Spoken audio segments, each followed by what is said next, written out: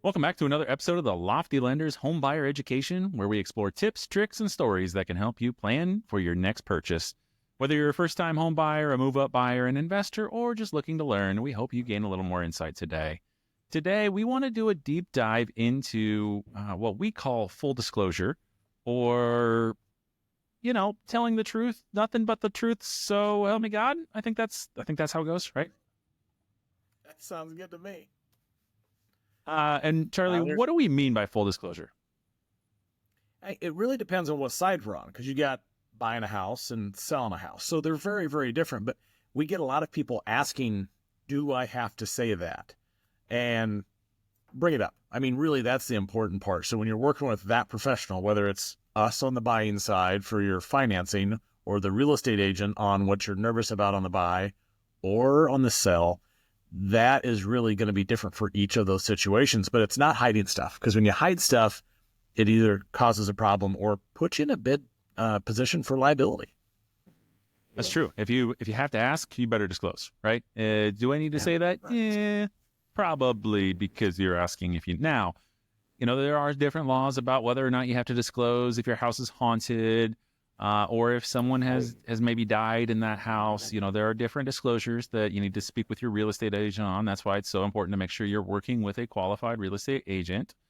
But on the flip side, if you're going to purchase a home and you're talking about, well, do I need to tell Charlie about that job that I have where, I just serve tables on the side. I don't make any money. They pay me in cash, so it's not on my tax return. So he doesn't need to know about it, right? There's so many things that may not be a big deal, but if we know it ahead of time, then we can check that box. But there's a lot of things, and we've had a lot of these lately with new jobs. And what type of job is it? I mean, if you were hourly before, is the new job commission? Do you have the side job that all of a sudden, no, you don't get a W-2 for it because it is cash, but all of a sudden, boom, you've got $4,000 in your bank account that wasn't there before. And so those little pieces, if they do become a surprise later, it's a big deal in our world, because none of what we do is rocket science, but they're trying to make sure, as an oversight, government stuff, they mean well. Whether we agree with how they do it or not, that's a whole different story.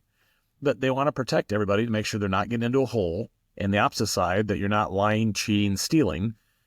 And that's fair. But the only way to do that is look and see what's normal and steady. And whenever you have those little spikes or a little surprise that doesn't match your normal everyday thing, then those are the pieces that we tend to have gray hair made from. Or no hair. Or no right? hair. Yeah, No exactly. I think of you mentioned, having those deposits. I actually think of a real story that happened to me last year. A gal who she was bartending on the side. She had a full-time job, but she was fully disclosing everything. She told me about it right up front. And the reason I bring it up, though, is not that she was hiding stuff. It was actually she was full disclosure. So then when the underwriter looked at these small deposits of cash, they understood it, right? If we have a bunch of small deposits of cash, underwriters start to say, hey, these add up to a lot of money. What's going on here? But knowing that she's a bartender and knowing that she gets cash deposits, we were able to write up that entire story, tell the underwriter what was going on before we started. So that way, when they asked for an additional bank statement later and they saw a bunch more cash deposits, it's easy to explain. She's a bartender. She makes great money in tips sometimes, and other times she doesn't make anything. It depends on what shift she gets, right? So if she didn't tell us about that job, though, we wouldn't have had any idea. And then we would have seen these large cash deposits. And then she'd say, oh, yeah, by the way, I forgot to tell you about and then that becomes a lot harder of a story to tell. Yeah. Well, I've got one from last night. Same thing. I mean, that makes sense, common sense. But in our world, common sense has to be explained half the time. But I've got a gentleman who's going to sell a car. He doesn't have a lot of money, and he wants to use that for the purchase.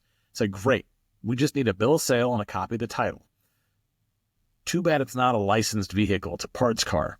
It's like, okay. So that actually is going to be slightly trickier, but we need that bill of sale. And he wasn't worried about it because he wasn't worried about the liability, which if you ever sell a car, you need that bill of sale so that they don't get an accident and then someone blames you when it's no longer your car. But in his case, we're going to have a big deposit. It's like over $3,000. But if we don't know where that came from, that's 3 times as much money as he has in the bank. So it's a big, big red flag. But bill of sale, prove what's there, not a problem.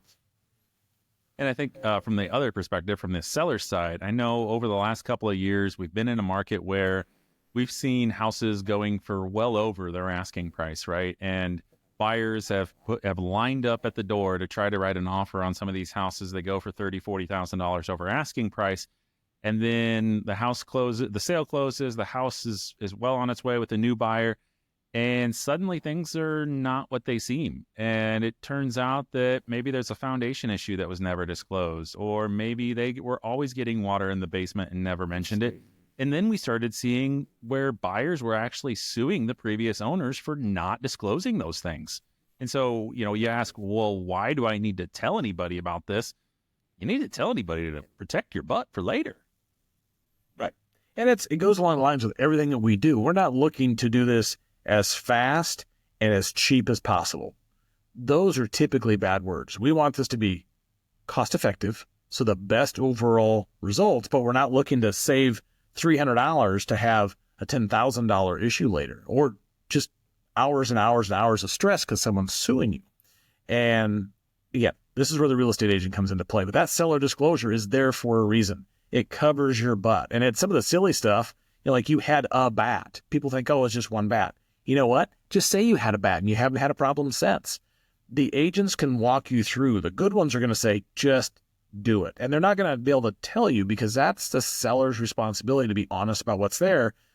But no one can hold you liable if you've already told them.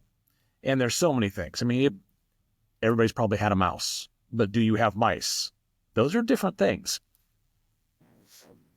Well, Charlie, how can people be make sure that they're being fully, disclosing everything, but at the same time, I don't need to know your blood type. I don't really care what you ate for breakfast. Where's that line, and how do we determine that line when it comes to a buyer? Let's start there. I think you and I are on the same page where that's the conversation first, because if someone just has you fill out an application, it's very black and white, but there's a lot of gray in what we do. And so the conversation has to make that line become more definitive.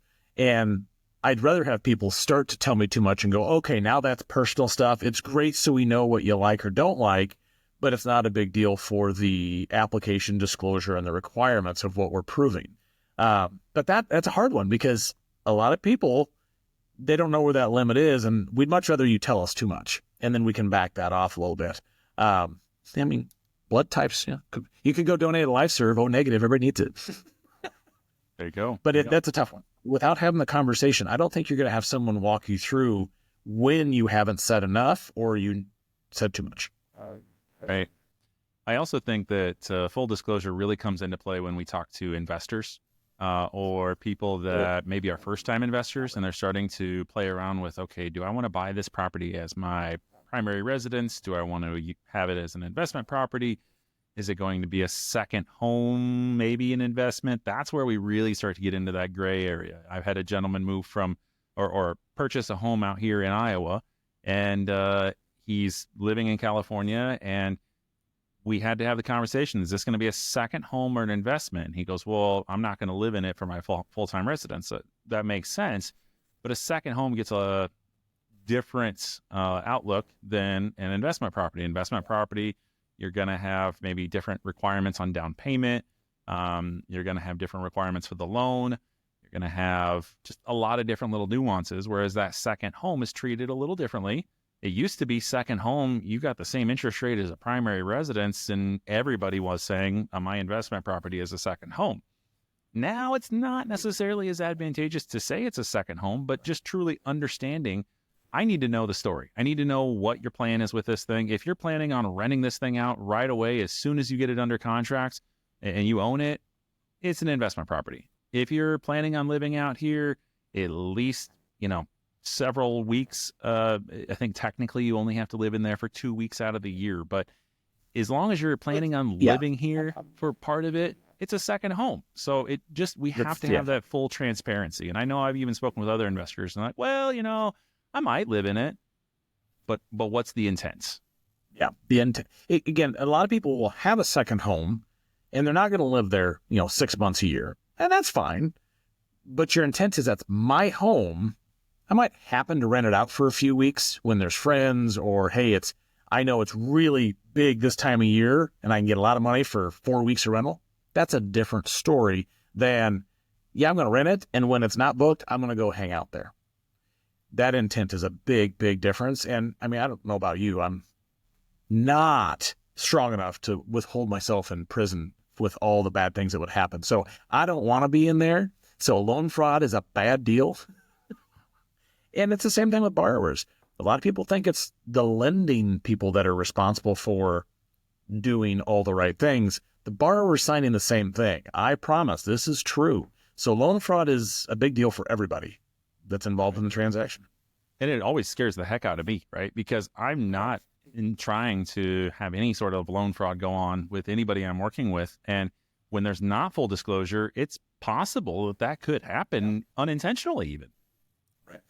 Yeah. And that is the scary part. But yet, back to our original piece of where's that line, the conversation is key. I mean, and this click me, buy me, it is, one, not providing you the best overall results anyway. Is it fast and easy? Okay, maybe.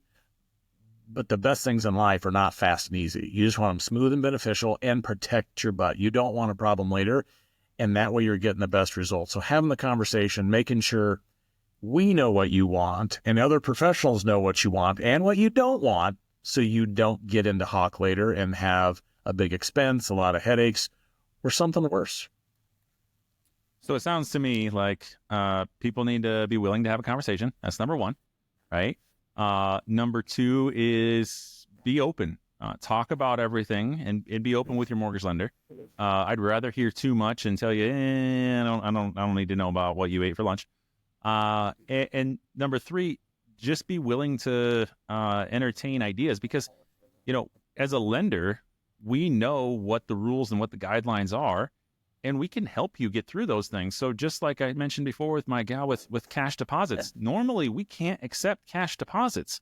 But if you're a bartender and it's normal for your type of work to get cash deposits, I can show your bank statements all day long. I don't have to worry about that, because an underwriter is going to understand that you're a bartender. You get paid in cash. The more beer you serve, the more cash you make. It makes total sense. So work with us so we can work with you. Yep. And we even had wedding money, because big chunks of deposits at a wedding time. I mean, it's hard to explain. You can actually explain that away. So, I mean, wedding deposit, a birthday gift, inheritance, anything is technically possible. You just got to know what it is and make sure it can fit into the box. And if it doesn't, all right, maybe you got to wait just a little while, but it won't take that long. Well, we hope you found this information valuable today and enjoyed our conversation. Be sure to follow us on all social media platforms and subscribe to the podcast for more exciting episodes. And remember, stay curious, and we'll see you next week on The Lofty Lender.